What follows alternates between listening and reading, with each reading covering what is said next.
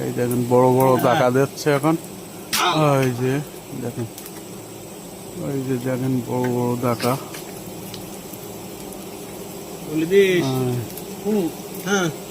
দেখেন রস ফুটতেছে,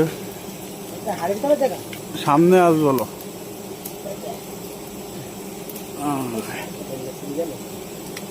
আলহামদুলিল্লাহ মধুরক্ষণ কেটে নিলাম, আর এই বাদ বাকি শাক এই রেখে দিলাম।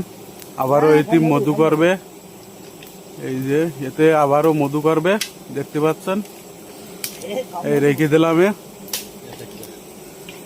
আর এই যে মধু, এই দেখেন কালারটা খালি কি সুন্দর, মধুর কালার দেখেন।